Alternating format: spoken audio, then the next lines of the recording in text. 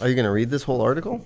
Thinking about it. Sounds like a snooze fest. More interesting than what you have to say. I don't have a lot to say on this topic. Yeah, I know your notes for today were like, hey, print out a copy of your notes. I'm Steven. And I'm Kevin. In today's episode of the Steven and Kevin Show, we're going to talk about some best practices around activity tracking.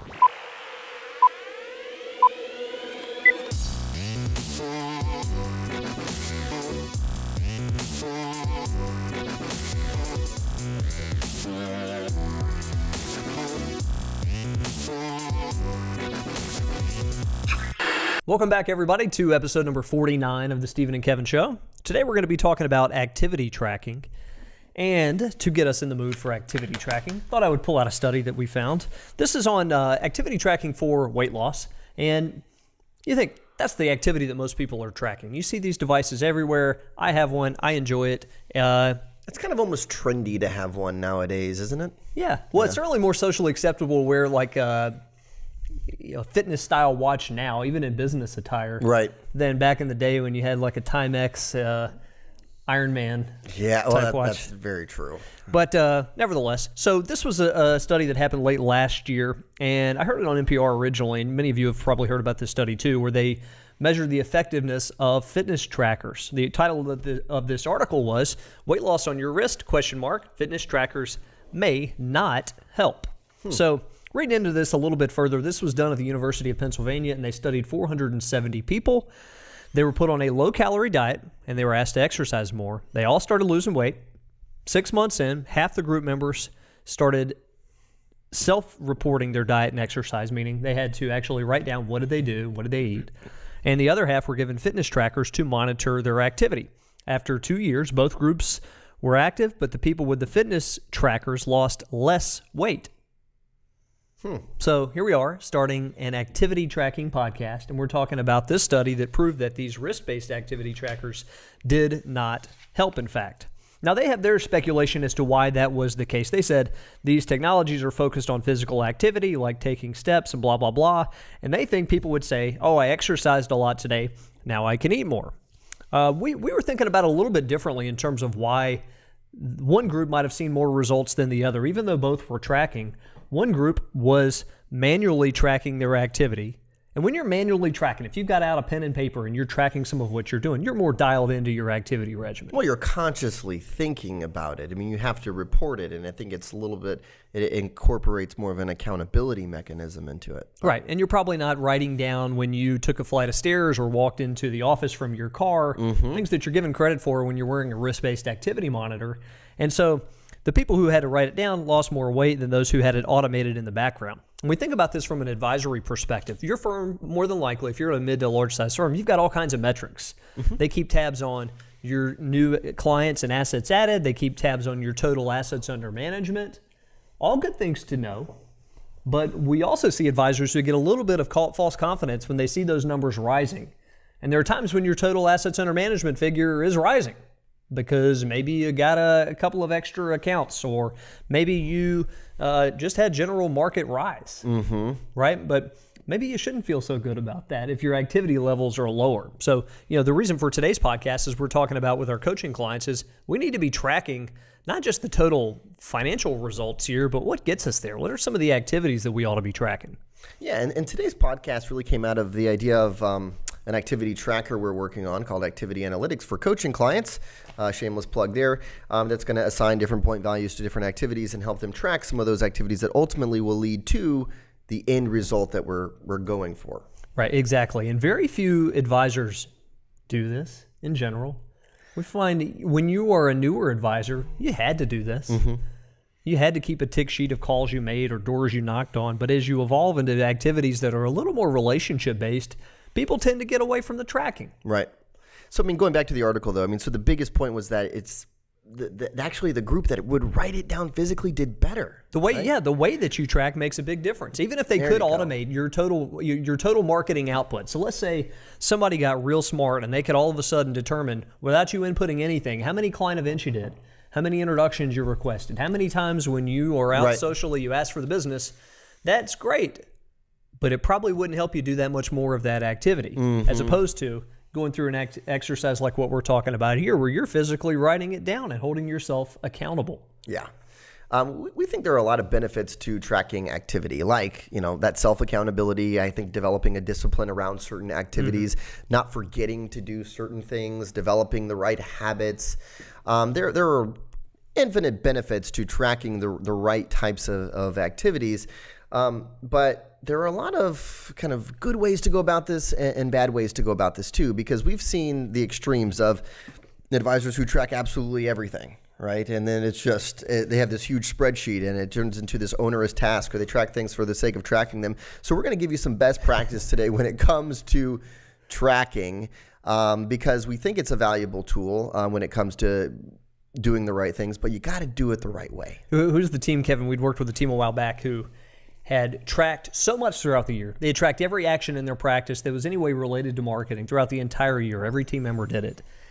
And they somehow at the end of the year did the math between the new assets that came in the door and their total activity output, so that they knew going into the next year, if they wanted to do this level of new business plus some, here's how much activity we had to complete. Wow. That's about as scientific as I've seen anybody do it.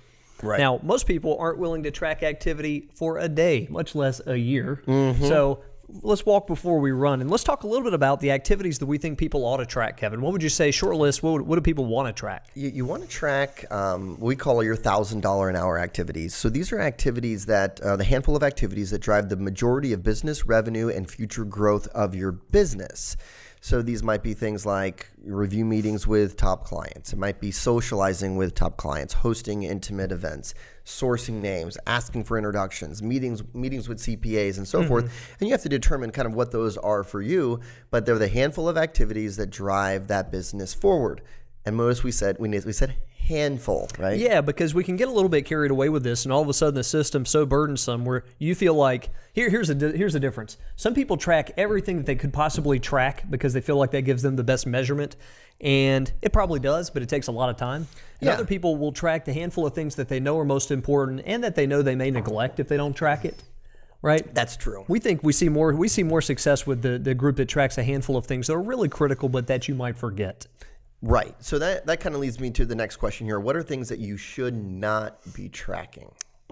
Stuff that is minor, things that you would do anyway without tracking. Might make you feel good to say, let's track review meetings, but if you've been doing 2 a day for your entire career, and you know you're not going to waver from that anyway. No need to track certain things if you know you're going to be really good with them. Yeah, I mean, I worked with an advisor before who was just obsessive with tracking things, and it would almost be just because he wanted the points, right? I got to get so many points a day, and he was tracking things that really, it was just taking up too much time for him to track them, and it wasn't worth it in the first place. Right. So, and we also would say don't track to a level that is that you're not able to keep up with, right? So we have some people who will say, you know what, I'm definitely going to go big this year with client acquisition. Here's all the stuff I'm going to do every week. And they realize about a week into it, they can't keep that up. And if they did, they'd be burnout or they'd burn bridges or any number of things that happen when you extend yourself a little too much. And it's no different than exercise. I've been battling an injury, and I'm thinking next week, getting back out, trying to get in some better exercise. But I'm thinking to myself, all right, I have a tendency to overdo it. I need consistency. I need to be able to remain into this game plan for a while. And if you overdo it, much like in marketing, you're not able to sustain it. So it makes me think about activity goals too. Like when you set an activity goal, it needs to be a realistic goal for you. So like, for example, like let's say you want to start asking for introductions, but if you ask, how many are you asking for right now? And you're saying, well, none. Well, how many are you going to start doing? I'm going to ask for 5 a week. Maybe you need to go to 1 or 2 a week, right? And like to your point, the consistency is the key. Don't set unrealistic activity goals. Here's a question, Kevin. Who do you share activity tracking with? I'd say that you share activity tracking with, obviously, if you have a coach or maybe an accountability partner. I think that makes a ton of sense. I don't think it's a bad thing to share it with maybe a spouse so that you can tell them, hey, the reason I'm going to this function is I'm trying to do this, and that's my end goal. You can kind of justify it a little bit. Yeah, I mean, the people who are the closest to you, you don't start telling every single person that you know about it because Well, some people, especially if you start telling your friends, they might jab you a little bit about it. Hey, you're getting points for doing this, you know? Right? Yeah, but you want to tell enough people to where it's embarrassing if you fall short. You want to tell at least a couple of people in your life who are going to be pleasant reminders of it. And it links to another question, which is, how do you reward yourself for achieving your activity goals? Well, you reward yourself. This is what happens when you shoot at the end of the day on Friday. I'm just glad you handed me that one. That was great.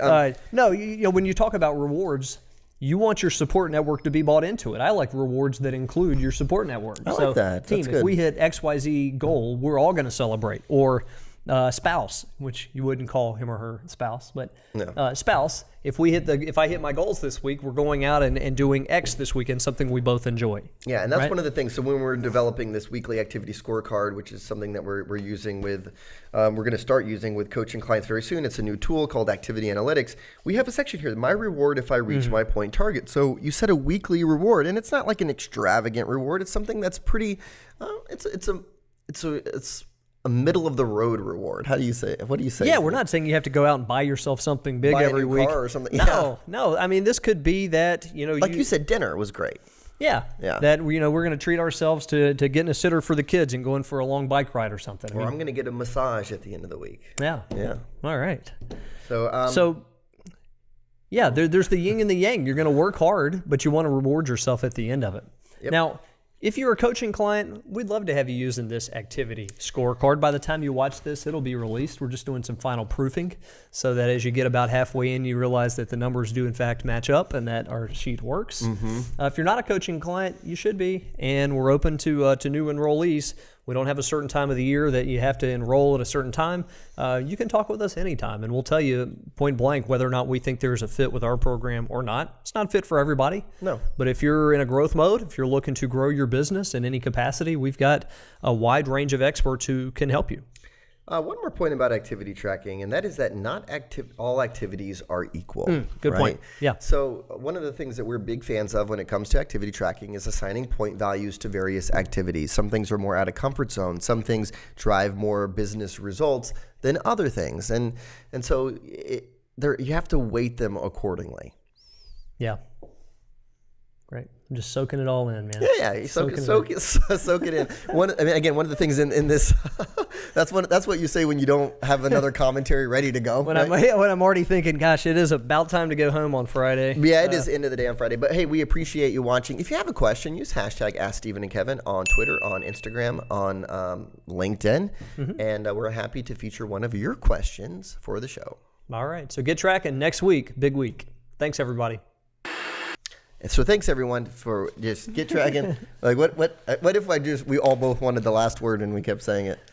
What's that? You've been watching too much Bridesmaids? We're at the very end. You don't get to use that reference. Speech. Yeah, you don't get to use that reference. Bridesmaids is actually a really funny movie. That is a funny movie. Yeah.